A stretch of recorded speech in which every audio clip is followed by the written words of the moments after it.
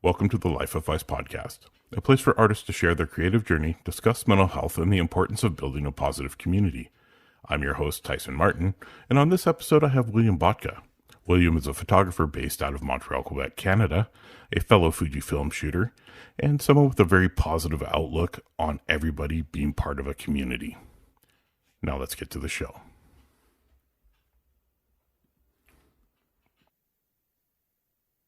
Introduce yourself and let's get started. Well, thanks, Tyson, for the invite. This is actually quite a cool opportunity. Yeah, so my name is William from Montreal, Quebec, and I, as you said, I shoot everything. So I started off in my photography journey as wildlife. I did that for a couple of years, and then I started realizing that there's so much in the world that I like to capture, to explore. So now pretty much whatever I get interested in, I take photos of. So can't put myself in a box because I don't want to be kept in a box. I just like taking photos of things. And photography isn't about being based in a box. You have the right approach. I actually first ran into William because he used to work for Giant Bicycles in Quebec, and I used to work for Giant Bicycles in British Columbia. That's how I actually found him. It's a couple of Uh, years ago, actually. it's a funny coincidence. Yeah. So you're based out of Montreal. Yep. Absolute beautiful city for street photography. The architecture is second to none. How often are you spending out on the streets? Almost every day that I have off, and it's going to be more so once summer, spring comes into effect, and we have that beautiful light still after 6 o'clock when I finish work. But if you're familiar with the Montreal, the area, we're on an island, so I'm on more of what they call the West Island. So it's still a bit of a journey to get out there, be either by public transit or driving. But I try to get out as much as I possibly can, and I also, like I said before, I depends on what I'm doing. So if I plan on doing street, I'm there. If I'm doing wildlife, well, it's basically my backyard because the West Island has so much diversity in wildlife. That makes it so much easier. I live right by a marsh as well, like right out my back door. And when I was doing wildlife, it was my go-to because it was easy, right? Yeah. I walked away from wildlife a couple years ago. Just realized it wasn't my scene, but I love it. I love seeing your work. I love seeing the fact that you've been published. It's such a great honor when somebody acknowledges the hard work you've put in. Yeah, no, honestly, that was when to give everyone like a bit of context when Ducks Unlimited Canada reached out to me about just because I would say I specialized. I just have much more of an interest in waterfowl.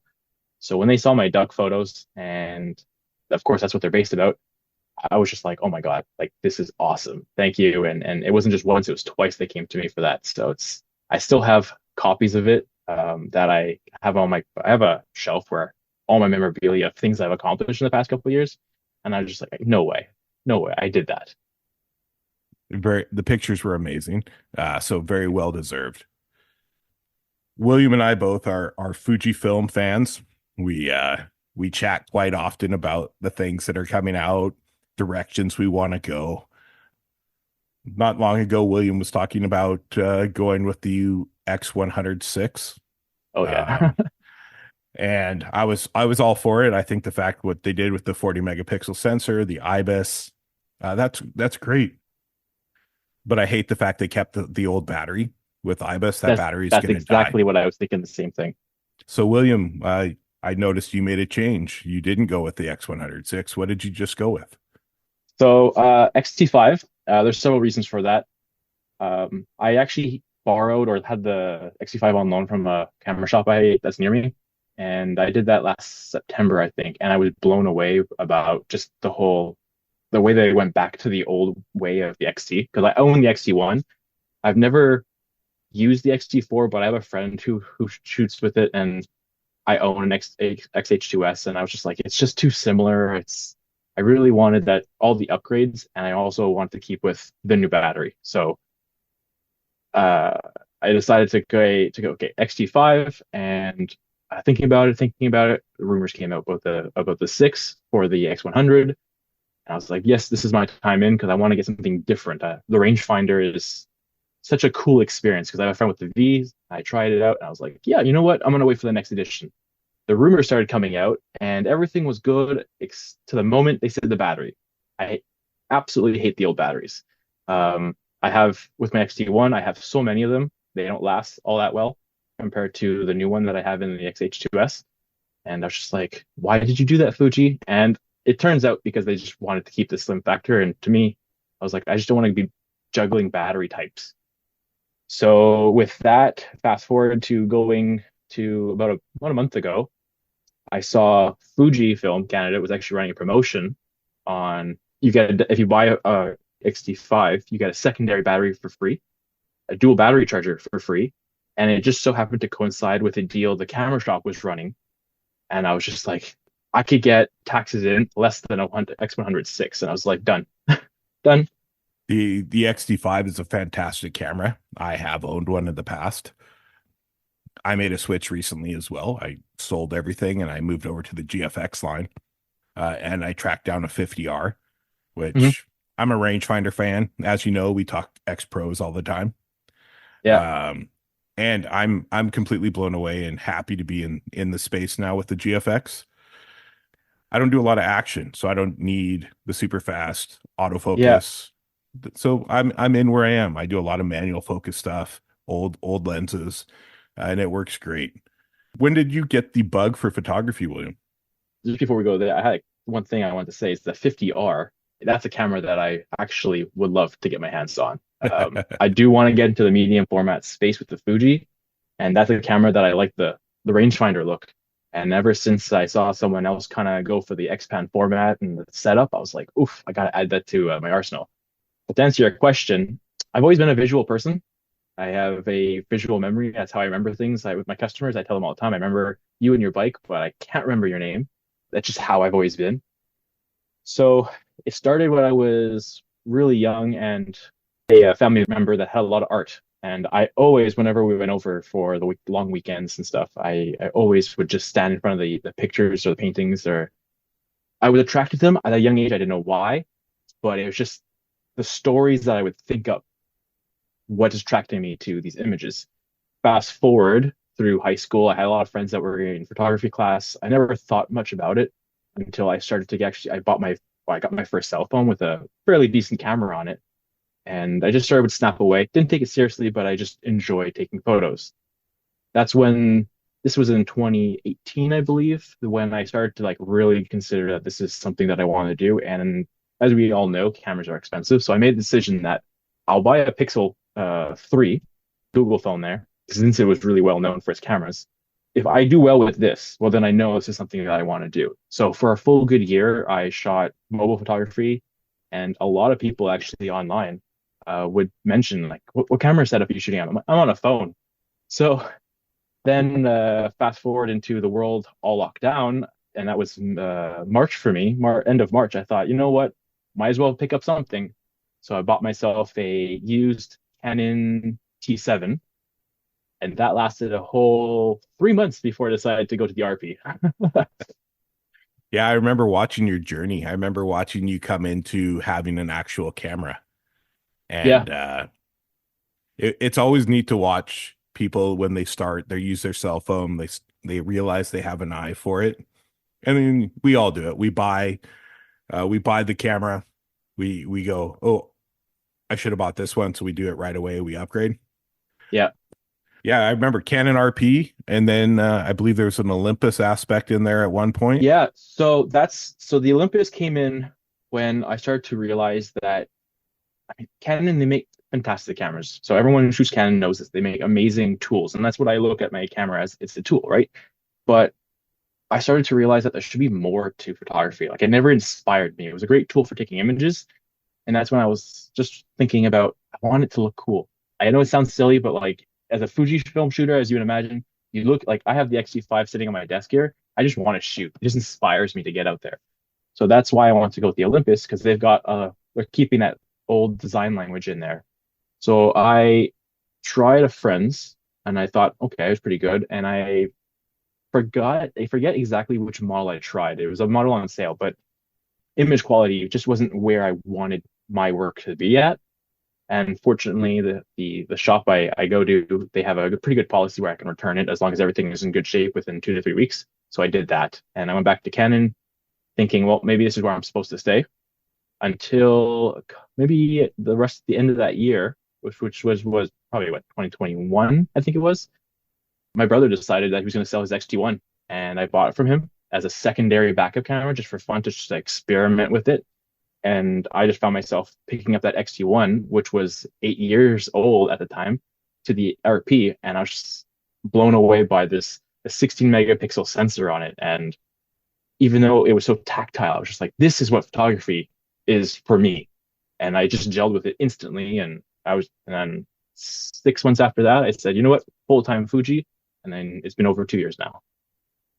I was the same way. I started on an XT3. Went to Nikon. I bought the Z7 because the Z7 big megapixels full frame. Yeah. Images were so clinically sharp, it was ridiculous. But it didn't have. I never shot it. I'd take my XT10 out every time I left the house. The XT10 went with me, and that's when I realized that I don't want clinical sharp, even though Fuji produces very sharp images. Don't get me wrong. Yeah, I want something that gives me the inspiration and a feel that's different. I vibe really well with Fuji cameras. And just recently I found that same vibe with the Ricoh system as my walk around. The GR3X, 40 megapixels. Mm-hmm. Yeah, I got a couple of friends with those. Fits in my pocket. I don't need to carry a bag. Delivers great image quality. Fuji, if you're listening, we need a small pocketable camera. I love Fuji. X80, I think it is what it would be, right? Yeah. Was the X80 that they make one? Yeah. I love Fuji. So Fuji is my brand. Everybody who I shoot with knows that even if I say I'm leaving, I will be back eventually. And now that I have the 50R, I'm not going anywhere ever. Well, that's the thing with me. So Fuji Canada, at least, has taken a bit of notice of me to the point where last fall I went to a local camera convention. They spotted me out and they had a really long chat with me to tell me that they love what I'm doing. I am no way sponsored or endorsed by Fuji, but they said keep it up. And they asked for my address. They sent me a bunch of swag. So I have a Fuji hat and all that stuff. And everyone knows that I am in my area the Fuji guy. I'm big on helping. I'm part of a photo club. Actually, a few of them, but the one particular one I'm more part of an older club, and most of them shoot Nikon, Sony, Canon, the big three. But there's a few that are Fujifilm, and whenever we're doing larger we're learning new things. Like I did light painting. I had no idea about light painting, but I was there to help other Fuji shooters, and I learned very quickly in the past couple of months that I just love helping. I love teaching. I love helping, passing that on, because early on in my, we'll call it career now, I had people actually help me, and there was no reason for them to help me. Like there was really nothing in it, right? And I decided that I have to give back because we're in this community, and we need to help one another. So I love helping. And so that'll bring me to my big thing in social media. Social media to me is a way that I can help other people. So that's where we base this community over competition tag. Yeah, and I resonate really well with that. What's your you kind of got into it a little bit. I don't fall for the gatekeepers. I'm not a fan. I don't like people who talk down to other artists because art is an individual pursuit. Everybody's eye is different. Everybody's preference is different. And who are we to tell them they're wrong? What's your opinion on that? Oh, 100%. I don't understand why someone would put someone else down. You don't have to like what they put out. That's fine. It is art at this, there's a lot of dark and moody. Like there's some times where the teal and orange, not my thing, but if it's your thing, go for it. If it makes you happy, go for it. But it's not my thing, but it's not from anywhere my place to tell you that's bad. That's wrong. Figure it out. Figure something else out. Like, why would anyone want to do that? It's funny talking about all that. Threads right now, at least my threads, is full of people hating on the X106. And it's like, why? Like, why? Like, it's so now I don't even go on the platform. I'm going to wait for that to blow over because it used to be full of positivity 2 weeks ago. And now it's people just hating on the choice of camera. Yeah, it's very strange. But it's a fact. I love Fujifilm. I love what they've done. I love the fact that there's Fuji creators that are huge who I've sent a message to being like, hey, I'm struggling with this. And they've responded to me. That's unheard of. But the gatekeepers, the ones who want to bash, like, camera is a tool, man. We all just seem to like the Fuji tool. Yeah. And I know other people will argue that fact as well. They'll be like, that it's not a tool, it's a way of life. Okay, man. Well, I'll be honest. I play into that way of life, but at the end of the day, I know it's a tool. Like Yeah. I really do enjoy walking around the city and taking the photos. And then as you see it all the time, I always finish my walks with coffee. And there's always that, of course, that Instagram photo of the coffee and then my camera. But I don't let that define me necessarily. I kind of play into it because it is beautiful. My cameras are beautiful to look at. They're not just great tools. They're gorgeous. They are works of art, and that's what separates Fuji and Leica from the others. Yeah. You know, a couple weeks ago, all the hate on Leica shooters for no apparent reason. It just because they have the money to buy a Leica, you don't like them. Like if that's not silly, I don't know what is. Yeah, I don't get it. So you've definitely got notice of Fuji. I've seen that. That's fantastic. Fuji's a great company. They take care of people very well. They're very community driven. So like sorry to cut you off, but no worries. When I shot Canon, there's millions of people shooting Canon. So it's very hard to kind of get yourself out there unless for whatever magical reason they pick you or they find you through a hashtag or whatever. But because I guess our community pool is a little bit smaller, I guess there's that. But they're very all their social media, you can tell that they want to see the community. It's always about Monday morning. What did you create on the weekend, guys? Or who's shooting this weekend? Or who's shooting on Friday? These people, they actually, the company cares and they listen to feedback and they actually look at the rumor sites to see what people are saying. Because ultimately, we're their customers. We're buying their product. I feel like Canon and the other guys, they've been making what they want to make and they have their blinders on and they don't care. I could be totally wrong. I definitely could be totally wrong. But from my being in Camp A, Camp B type things, it's clearly a huge community to the point where Fuji's like watching and listening and always there to support. They are for sure. I love their what'd you get up to this weekend. So, you know, every Monday, I always get excited when I see one of my images used and things like that. It's, you know, it's fun. They keep it fun. Yeah. And then Mondays also, they also always do like an exposure Monday of new creators. And I found so many new people in my city and other parts of Canada, because it's the Canadian Instagram that does this at least. And I found so many new people because of that. Yeah. And they just became active. They actually started interacting on Threads. I noticed it was pretty slow. The US site was going crazy, but the Canadian was quiet. Now they've started asking questions and getting it out there. Yeah. You know, and that's why I like Threads so much, is because, like you said, it usually is a very positive place. But anytime it comes to social media, we're gonna get those people that just want to start trouble. They just want to have an argument for the sake of an argument. Yeah. How's the internet work, I guess. Yeah, exactly. So just recently you had your first feel of a gallery. Oh yeah, that's quite the accomplishment. It's something I've always wanted. I just didn't know it would happen this soon. So it actually ties perfectly in with social media because I did this with a friend of mine who I met on Instagram. And this is where it shows you the positive place that it can be when used correctly. So my friend Lisa, she just popped up one day as a recommended follow. You know, it happens sometimes. So I clicked yes. I like your images, and she's from my same city, Montreal. And then after a couple of months of chit chatting and liking and all that stuff on each other's photos, we wanted to meet each other. We went for our first photo walk, and she was telling me she was working on this gallery night, and it was a bit almost too much for one person, and she wanted to kind of split that with me. And I kind of was like, "Are you serious? It's the first time we ever met in person." But like that whole community thing, she just saw the potential in my work and myself, and we had good conversations on Instagram that we were just like, okay, let's do this. So we had a couple of months to prepare for that, and I was ready, but not ready for just the reception of just full out strangers walking off the street, seeing my work, hearing the feedback. It's still overwhelming. When I think about it, I still think about that night of the vernissage we opened up. and it was quiet for 10 minutes, and then the next 4 hours it was just packed full in the gallery, and it was exhilarating, actually.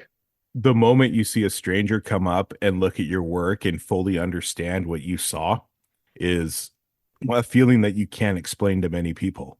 Yeah, yeah. And there's a few times that you can tell when someone is really into your image when the arms fold back behind their back, and they were like deeply looking into my images, because my images, I try to always add a layer of mystery to them, especially my monochrome images, which I much prefer shooting in that medium. But when I saw people doing that, I would actually kind of quiz them in a sense, going, "What do you like? What catches your attention?" And they would tell me, and it would just reaffirm the ideas that I was trying to implement. Because as photographers, we think, okay, we're going to compose this way and let the light come in from this way. But did we really get that across to the viewer? So when these strangers are telling me this, I was like, okay, so I am definitely in the right path.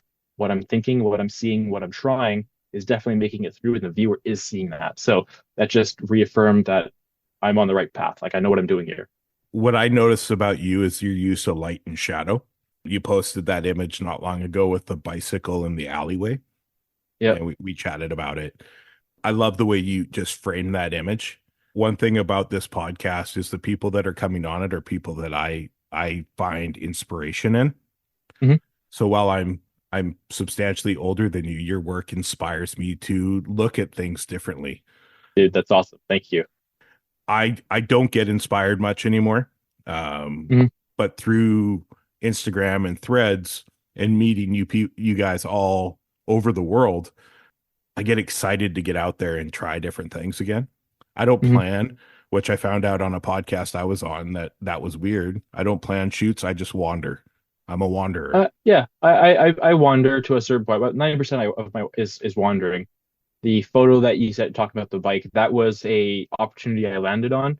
I planned it in the sense of I have 15 seconds to get into position type thing, because I was taking photos in that alleyway, and as you see that where the light is, I walked out, looked left and right, and saw someone on a bike, and I ran back, hiked it back up the alleyway, got ready, and believe it or not, I had it in single shot my camera. That was one frame. I have no before and after. It's boom, right there. I looked at the back, got it, and I had the biggest sense of accomplishment for the rest of my walk. That's my favorite, when you get that moment and you've captured it and you walk away and you're just so happy, and people don't get it. They look at you like, what are you so excited about? You're like, yeah, you have no idea what had to come together for me to capture that. That's with a city like Montreal. Do you ever find yourself bored? No. So for those who have never been to Montreal, what's unique about this city, more so than I believe to other cities in Quebec, is the fact that we have so many nationalities in the same city. So we have Old Montreal, which is very French inspired, very European. We have a whole district called the Little Portugal, which, as you can imagine, we have Little Italy, we have a Chinatown. We have all kinds of these little areas spread throughout the city that I literally do not have to go anywhere, because I just pick a new neighborhood to explore. So that's kind of, I was thinking about where I want to go on vacation, and I thought to myself, well, for the time being, let's stay home another year, but I'll just focus more into these little groups, these communities. And that's the cool thing about Montreal. I don't know of any other city that has so many, like, we call them neighborhoods here, that are right next to each other, that you can spend a day in Portugal and a day in Italy, and it's just so cool. New York. I guess so. I've been to New York, but never for photos. So but you bring it up. Yes, that's true. I just was speaking with Michael C. He goes by @Views from the Trap. That's who I was doing the podcast with just before we got on. And Michael was somebody I reached out to when I was kind of stuck. I wasn't happy with my current position. I didn't know where I was headed. And I just said, I love your work, man. Give me some advice. And he said, okay, be authentic. And I said, interesting. He goes, shoot where you're from. And what you just said fits right into that. Yeah. You have so many opportunities in your town. I mean, I have that too. I have to drive about 45 minutes to Vancouver to do that. But you have all those little things. And you have years of work that you can do just in Montreal. Yeah. I will probably never exhaust it. And it's always changing. Even though we're an older city, we are a very, I'm almost going to use the word young in that sense of our demographic. I feel like that's the word that best suits us because we're always doing something. We're always, the city's so moving and there's so much vibrance and life to the city that I don't think I'll ever exhaust what's here. And that's what makes it such a great place. I love looking at photos of Montreal. I have it on my bucket list of places to be. So whenever you we'll come do a here, street man, shoot. let me know. Let me do. know and I'll take you around. I also noticed you did a Nova Scotia trip recently.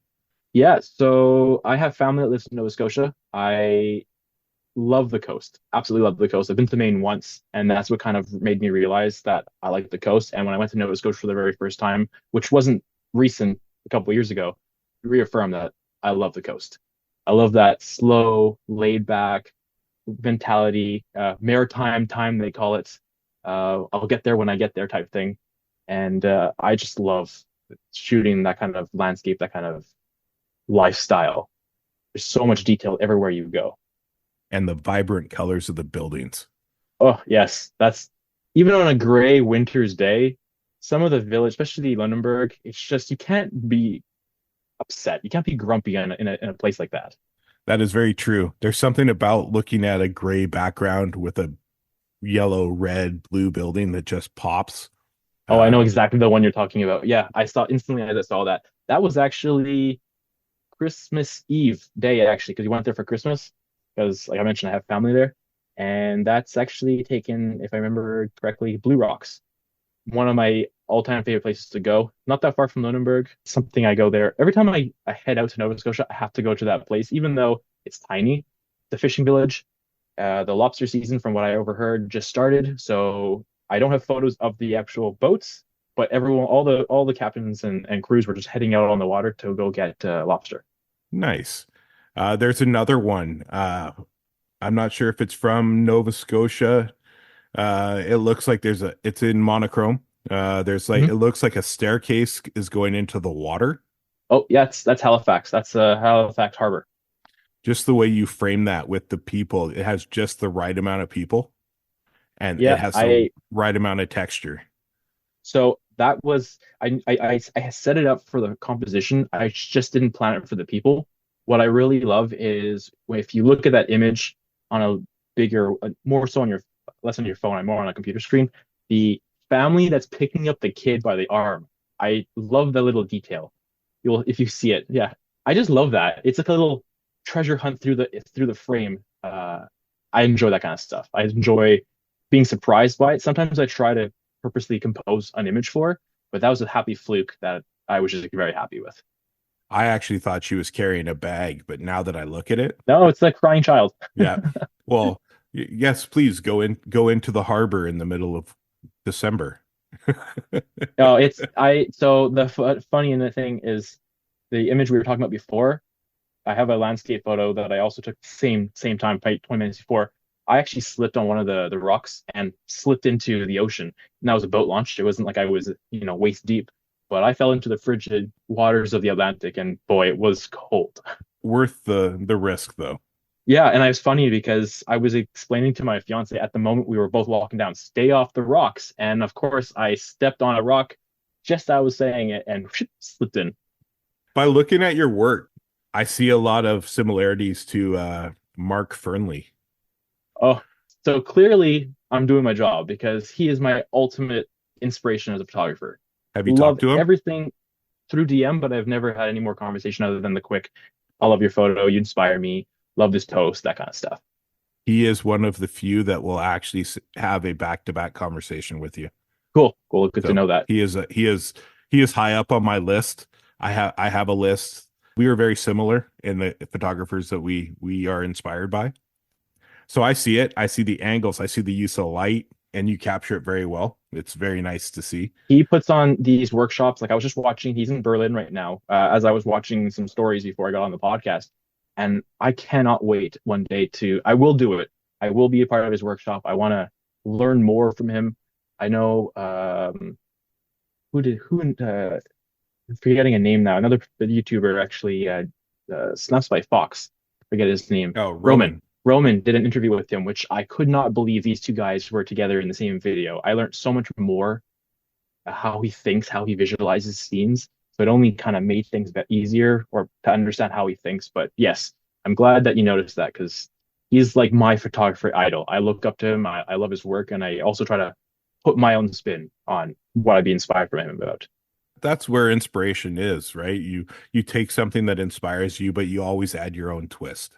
Yeah. In photography, you could have 10 people shoot the same thing and you're going to have 10 different images. That's for sure. That's something I notice on my photo walks is that we're all in the same group, but the same subject is taken in 20 different ways that some people, especially when I look at them, I see it, you see my images, that's how I think. But when I see someone else take a different image of the same subject, how did you think of that? And that's just really cool. That's what I love about that. Exactly. And that's what building this community is about. It's about everybody. You may see someone take the same image, but it's at different angle. It's at different f-stop. I shoot everything underexposed. That's just the way I've always shot because I like dark, moody is where I usually end up. But then I'll see the same photo taken at a quote unquote perfect exposure. And I'm like, wow, I could have done that too. And I love that look. Or they shoot it. I shoot a lot of low. Yeah. So I like low angles, things like that. But I could have shot it at eye level and really seen a different perspective of the same image. Oh, of course. You mentioned photo walks. I've noticed recently you've been getting out on a few street walks. I've seen your reels. How often are you out and about? And how often is that a thing in Montreal? So basically all about that. So this year, when we came to the new year of 2024, I made sure that this year would be the year of community. I wanted more tangible, more meaningful experiences with my work. So I decided that the best way to do that is with others. While I do make the best work by myself, I enjoy hanging out, learning, geeking over cameras with other people. And I discovered on Instagram that Montreal hosts our own beers and camera, which is, I believe, taken from someone who does it in California, I think. But the premise is we meet up, we have a more or less pre-planned route, and then we always stop at a new brewery. So it's good for, businesses. We meet new people, we learn new styles to shoot, make new friends. It's just, so I do one of those at least once a month since they post them, and every second week they do like last month they were showing how to develop film. I shoot film, but I don't know how to develop my own film, so that was kind of a cool experience. And then I also have a couple of friends that we try to always go out at least once a month on our side. So I'm always, let's say twice a month, I'm out on a group walk, but I'm always walking every day off I can. And that's so important. It's so important to have that group feel where it is a community. Everybody is working together for the betterment of each other. Your stream here, and you always have this coffee and these pastries, and it makes me hungry every time I see it. Well, fortunately, Montreal, there's no shortage of cafes. Any cafe, any type of coffee you like, we've got it. I gravitate to the French bakeries or the Italian bakeries because, in my opinion, they do coffee the way I like it.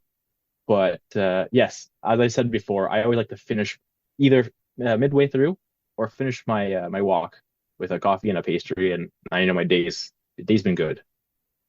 Nice. On a regular, how many images do you capture per walk? Oh, I have no idea. Even though I shoot in single shot, there's many times where some days it's really like 5, 6. Like last night I went for a quick walk after work because we still had a lot of sunlight and I just needed to just push the shutter. But then when I have a full day off and I know I'm planning, like tomorrow I plan on going out for sunrise, I could be out all day long and I can come home with, I don't know, 400, 500 photos. And I know it's a lot for a single shot, but it's just because there's so much that I want to capture. Of course, not all of it is keeper stuff, but there's so much catching my attention. And the thing about me is even the pigeons are exciting for me because of my wildlife. I try to incorporate them or try to get down to their level. So I'm incorporating all these different styles of photography into my street, which I feel like only gives me more opportunity. Always come home 300, 400, 500 images.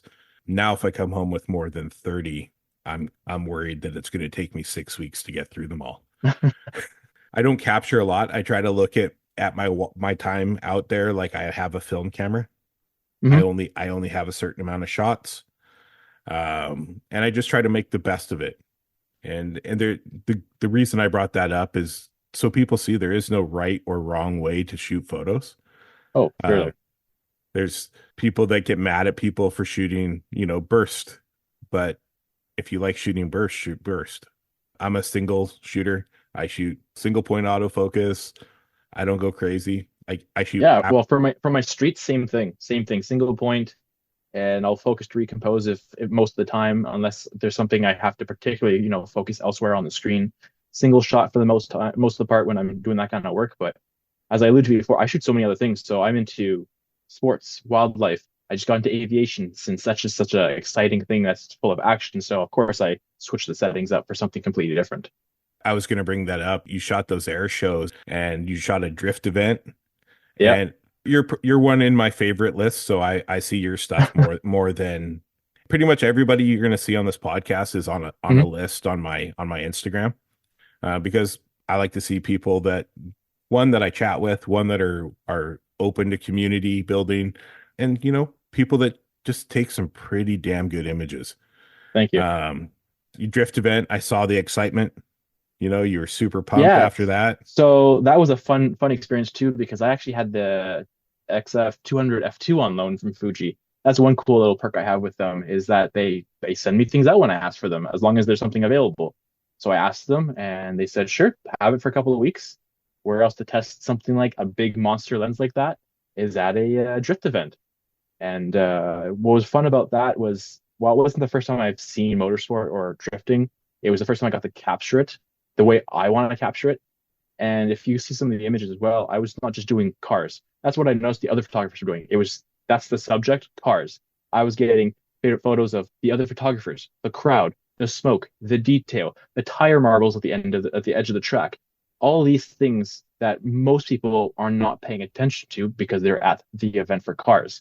And that's where I think having a toolbox like I have with all these different styles, I can go in and truly tell a story because I have experience with portraits, landscapes, details, setting up street photos. It just makes you a better photographer. And I tell that to everyone: shoot more styles as long as you're interested. It'll make you only a better photographer. You're never gonna be a worse photographer, only a better photographer. Yep, be a jack of all trades.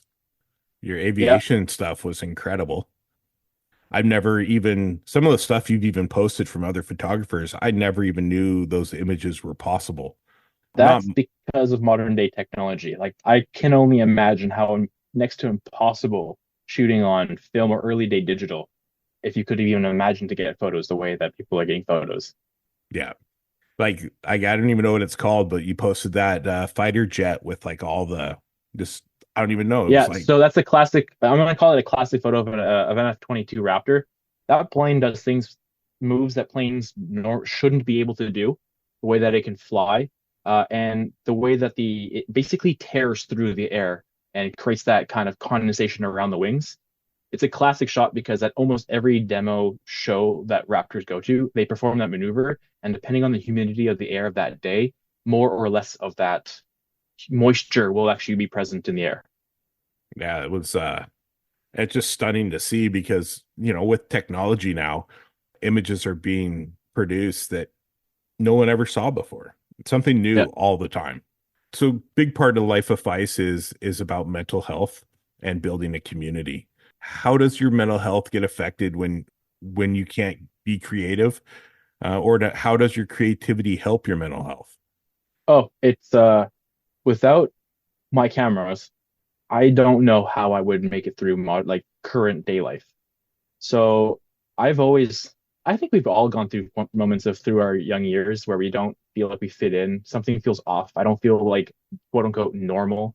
And it's unofficial, but I've recently figured out that I have ADHD. I'm working on it to get properly, tested and diagnosed, but I really do have all the traits. I've taken online tests, spoken to other people who have it, and I'm on the severe side. Photography, yeah, there you go. So photography for me lets me like have tunnel vision in a good way because I get distracted so easily. Day to day relationship. There's just so much going on that I have to focus. I'm looking through the viewfinder. There's no other better way to focus when looking through the viewfinder. I use it for that. And I usually put the earbuds in, go for a walk. I'm in a zone. And as you know, when you can get into the zone, it's so difficult to get into it. It's pure bliss. Those are the best days when I come home and it feels like it went by like so fast, but I was full of just happiness because I was in the zone. Yes, the zone is a great thing. The problem with being a photographer with ADHD, and I speak from experience, is we are hyper focused on it, but we're also hyper critical of ourselves. Yeah. So that's 100% correct. 100% correct. So I'm the worst critic. I am my own worst critic. I tear my work apart. That's what's taken me so long to, I guess, flower in a way, because so many people love all my work. Even the posts the images I post up saying, not so. People go crazy for it, but it's because I'm so hyper critical that this wasn't here, that wasn't there, this wasn't perfect. But to everyone else, it's perfect. It's an amazing piece of work.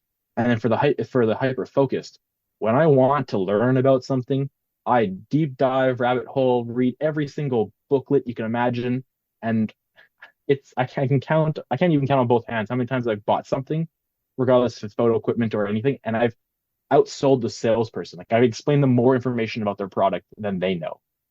That comes from bike shop history. I guess so, because when you're stoked on bicycles and you learn every aspect of it down to why they did a brake design the way they did, you can sell anything to anyone, and you can sell yourself bicycles that you don't need. I know that from experience as well. Early on in my getting into bikes, yes, I've very much slowed back on that. I only have one bike. Mostly my money goes to camera equipment or just gear.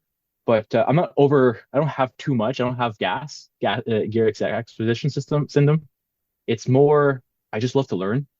And then when that topic comes up in conversation, trust me, I'll be that guy to tell you everything you need to know about it. I am the exact same way. It's more about experiences, meeting new people. I've got some projects in the works that I need the cash for. So keeping it really low. But who knows, 2025, there's definitely going to be new Fuji gear. So who knows? The main reason the GR3X was something that I had to try at one point. Mm-hmm. I got one. I loved it. I fell in love with it right away. Then the 50R showed up. And part of the deal was an X Pro 2 body that I loved and my Rico for the 50R body. I couldn't say no. The 50R has been on my bucket list for 3 years now. And then through a luck of fate, this GR3X that you see on my desk here just happened to fall in my lap. So I have it again, and I'm going to start commuting to work, either walking or on my bike.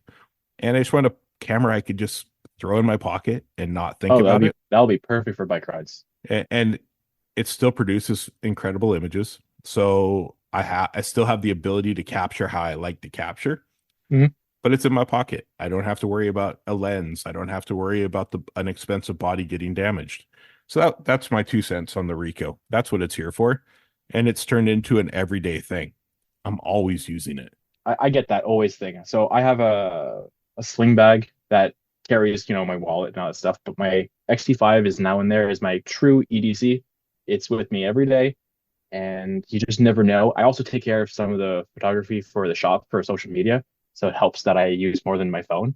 It allows us to kind of elevate ourselves over the other shops in the city. But it's always with me. So, and that's actually kind of another fun part is that while I'm a service manager at work, I also take care of the photography.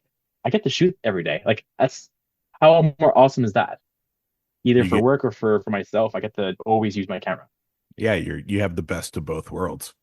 You were speaking of some projects you have coming up. You want to fill me in on what might be happening? So I'm currently working on a zine. It's something I want to do now for a while, and now that the gallery is come and gone, I can now fully focus on that. So I'm working on a zine. It's actually, I think I've narrowed it down to the title of Learning to Focus, and the reason is based on ADHD, what photography has done for me. So it's kind of that, Learn to Focus name. I think that's pretty kind of clever. And I'm going to be concluding a lot of I'm thinking three sections of different types of work because I clearly have a distinct style for types of work that I shoot. I don't have a deadline when to be out. I'm in the early phases of just brainstorming and sequencing of images, but I am working on it. It will should be out before the end of the year. Well, that's exciting. Sign me up. Let me know. Oh, definitely. You'll I'll get a grab it. copy. I love that stuff. I love to promote. I'm always trying to promote people on social media. If someone posts something that I think's incredible or that just speaks to me, I'm always trying to share it. And, having this outlook, this is like this zine for you is like the podcast for me. I sat on this idea for 2 years. I like to talk to people. I have a way of just enjoying myself with people I have never met in person. And I was scared. Honestly, I didn't know. I was worried about what people would say, then the I hypercritical. that's both of us, man. I sat on that I've been wanting to do this for a while. It's ever since I really bumped into my friend Lisa that she's just such a go-getter. When she wants something, she goes for it. And almost to the point where in the beginning, when we first started to hanging out and chat, it's almost like she was moving way too fast. And I was like, slow down. But then I realized that like it was me moving too slow because there was a big, I'm scared. I am scared, honestly. And I think a lot of people don't want to admit that they could be scared, but it's because I'm always worried about what if. And it's irrational sometimes. Like, because I go through experiences and I'm like, why the heck was I so worried? Welcome to ADHD. That's exactly it. But see, these are the things that I grew up with. I'm 33 now, and up until 32, I didn't know should I feel this way. And only recently have I been doing, listening to podcasts about it, videos, talking to others, realizing that these are all traits from having ADHD that I now that I know about it, because half the battle is knowing. I know when these things happen to realize, okay, let's push through this because the other side is wonderful. The gallery, I almost wanted to bail in the gallery because I was like, what if? But I have the most supportive fiance ever that she was like, no, you're going to go through this. It's going to be awesome.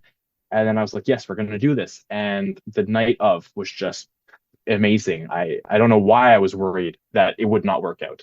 When I had episode 1 ready to go, yeah, I sat there and looked at the upload button off and on for 7 hours.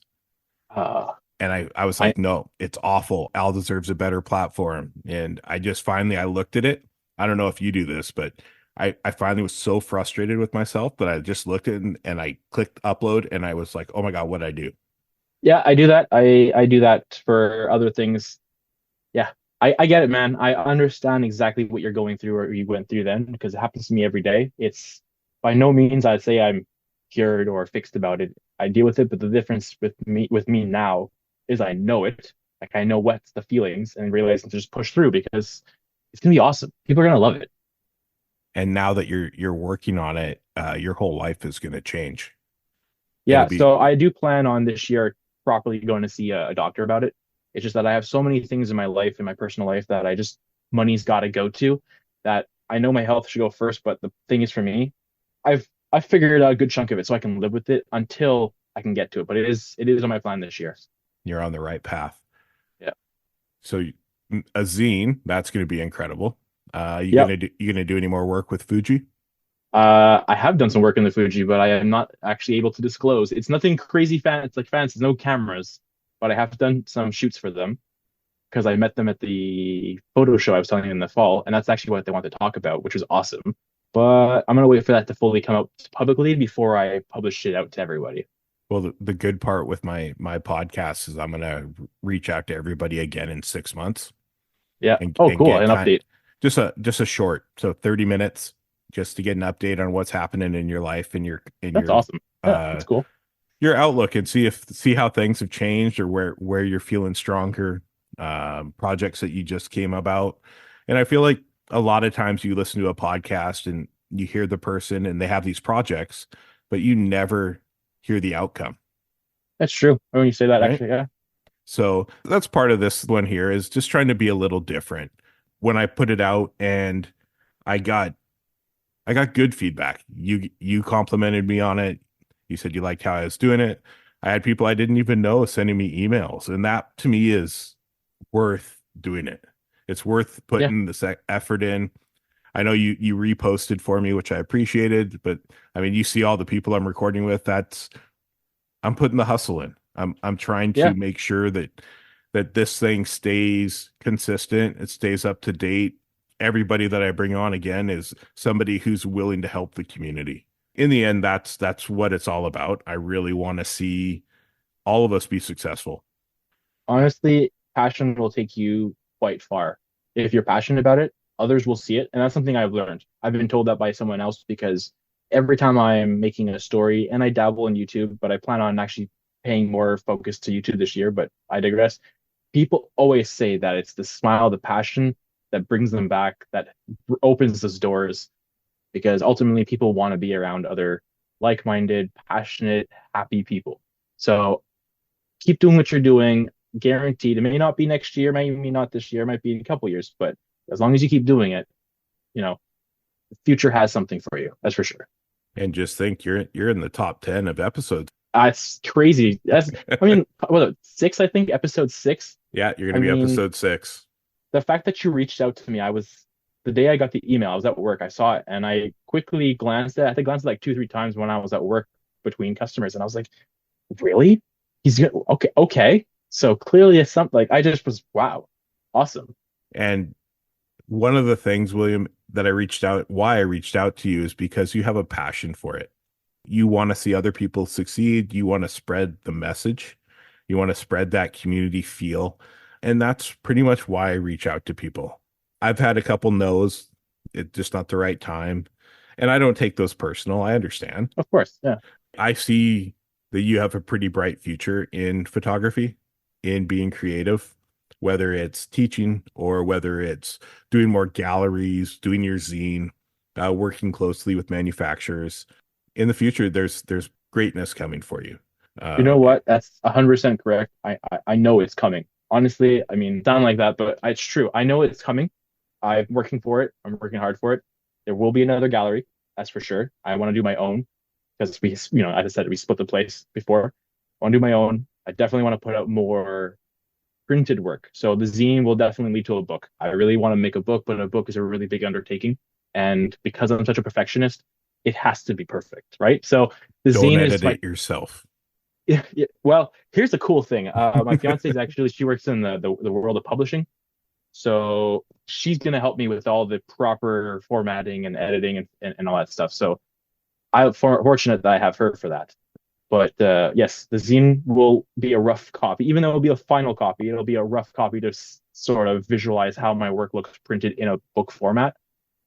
And I am trying to get my foot further into the door with Fuji Canada. That is a goal of mine as well. Mainly to have somebody on who I believe in their product, maybe bring on as a sponsor to help me set up a studio, things like that. Because in reality, my goal would be to, on the follow-up shows, fly to Montreal and we do a walk and talk. So we are cool. together, kind of like Paulie B does in his walkie-talkie. Yeah. The first thing I thought of when you mentioned that. Yeah. I love how he does it. And you know what? I want to do this podcast similar to two people, Visual Revolutionary, my favorite podcast. I love the way he does things, and Walkie-Talkie, because I love the way he does things. And that's kind of like the goal that I have for it. I want to be a kind of a stepping off place for up and coming artists. I'm going to bring in more than photographers. I'm bringing in Indigenous carvers, dancers, beaters. That I'm looking forward to, actually. I really enjoy that kind of different look, because shining light to communities that normally don't have the light shone on them. Yeah. I had a really awesome experience last winter because Quebec, thousands of years ago, should have had fields of roaming bison. And we, of course, love to just eradicate everything as, people. So there is an Indigenous small community that actually is bringing back the wood bison. And I, with my storytelling, wildlife kind of background, I decided to go there and take some photos. I had such an amazing, they don't even know who I was other than an email. They welcomed me in. They taught me, taught me the ways a little bit, just about their background. And it was so awesome. The fact that they didn't know me, but they wanted to make me lunch. They wanted to feed me, sit around the fire, just chat. And after, it was just, I was like, more people need to know about this, because this culture is beautiful. And I don't know as much as maybe I should, I guess, because it's not really taught, and you have to, but I want to. So I'm all on board to listening to those episodes, man. Like, there's so much beauty here in the indigenous in the crowd in communities in Canada, but in the US as well. I'm indigenous. I was 47 years old where I found where I was from by Mhm. finding my birth parents.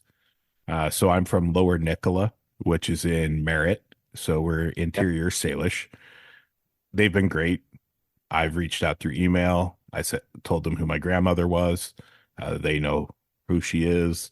Mhm. I said, I'd love to come visit. So that's in the works. Going back, before I even knew where I was from, I was always told growing up to don't tell people you're indigenous because they'll treat you different. That's awful. And it took me till my 30s, probably around the same age you are now, before I was 100% comfortable with it because it had been bred into me by my adoptive parents. And the crazy thing is, my wife is named. She's a drummer. She's a singer. Mhm. She's got a beautiful voice. I can hear it over everybody. I know exactly when she sings. And I was on a bridge. So where I live in Langley, we have a small town called Fort Langley. They call it the Okay. birthplace of BC. So they were in the main section of the town. I was on the bridge, which has been featured in many of my photos. I was in the middle and I was taking photos from the bridge with a telephoto through the buildings to where they were drumming and singing. Mhm. And I kept looking around because I was waiting for others to show that they experience the same vibration and feelings from the Yep. music. And what was happening is, to me, the whole bridge was shaking. Like the vibration of the drum and the Yeah. voices was going through and running through my body, and instantly knew that I need to find out more. I need to learn more about the history of Indigenous people in Canada and not only where I come from, where the locals come from, their struggles, their strife. And then we went to another event. She paddled with the canoes from Pemberton to Harrison. And when I showed up, they welcomed me into the circle. They talked protocols, they talked history. And it's so, through all the heartache, all the pain, the way they explain the stories is so beautiful and so Uh, elegant, Kind of giving me goosebumps, man. That I can only imagine. right? Can only imagine the experience. So hearing that you were welcomed and they wanted to feed you and they wanted to show you about the community, that's what they're all like. And people have this perception that they don't want anyone around, but no, they want to share their history. They want people to know. Yeah, so that day that I went there was supposed to be a fee to go see the bison because it's kind of ways into the I don't know, like the territory they have. But as soon as I told them my story, they're like, "Don't worry, man. We'll take you. We'll take you up, tell people about this, show people this." Like, it was really, yeah, so cool, and it's still to this day kind of a experience that sticks with me. And it should. I mean, it sounds like it was an amazing time. In closing here, William, community over competition is a very big part of my life. It's a very big part of what I see the future of this creative space. If you have words of advice to people who are starting or even established people that tend to have maybe gatekeeper syndrome, what kind of advice would you offer them? There's so much there. First off, for new time shooter, like if you just picked up a camera yesterday, just shoot photos of what interests you. If your eyes see it and it catches your attention, just do it. Don't care what other people will think. Don't put yourself in a box. I certainly don't put myself in a box. I'm just a photographer. I will not label myself as a type of photographer. I'm just a photographer. For those who gatekeep, why are you doing this? You're just making this pool of that should be a community of people who uplift each other into a crowd of where people kind of get out of photography. I've heard of people putting cameras down because they've had negative experiences. We don't need that. We need more people to pick up cameras. This is what's gonna make brands that we buy their product from to make new innovation, products because more people are buying into kit photography. So that's something. But definitely on board. I know you didn't invent the tag of community over competition, but I definitely resonate with that. I use it now. I tell people that it's community over competition. I learned very quickly in my early days of being part of photo groups that I didn't like to have my images critiqued in a competitive way, because I never understood why you would like have competitions for art. Makes no sense in my opinion. That's when I start to move out of those groups and realize that I just want to be in a community of people who just appreciate, uplift, educate, that kind of thing. Yeah, I agree with you 100%. I would rather have 75 people that I know I can count on than 4 people who think they should tell me what I should shoot. In closing, what are your socials? Where do you want people to follow you at? So it's really easy for me for Instagram. It's William.Botka. Just check that, put that name in, you'll find me. On there, you'll also see my links to my website, which is also williambotka.com, I believe. Yes. And then I also have the same thing for YouTube. Just put in my name, William Botka, and I'll pop up there. Really simple. And William, I look forward to watching your future, watching you grow as an artist, forward to seeing the zine and this so-called secret Fuji project you have coming. Oh, you'll see it soon. It's supposed to come out in the next week or so, but I just want them to spill the beans first. That's all. Yeah, no, I fully understand. I have friends who work in the movie industry that are coming on, but they can't come on currently because the movie they worked on is coming out, and that creates a conflict because there could be a potential slip. And I don't ever want to be a part of that because I'm here to help the community grow, I get it. Not cause problems. Any final words? Anything you want to say to people? I use the tag all the time. You see on my Instagram, stay curious. Just stay curious. Take photos that just pump you up, and just let's be a better community. Let's help one another. That's all. Fantastic. That is the one and only William Botka from Montreal, Quebec, fellow Fuji shooter and lover of the craft. William, thank you so much for coming on. Thank you for having me. Thank you for tuning in to another episode of the Life of Phys Podcast. I hope you enjoyed the show, and don't forget to subscribe and leave us a review. Your feedback helps us continue to bring you content and the stories of our incredible guests. And remember to stay connected with us on all social media platforms. It's at LIFE_OF_PHYS or on the web at www.lifeofphys.org. Thank you for tuning in, and have a great day.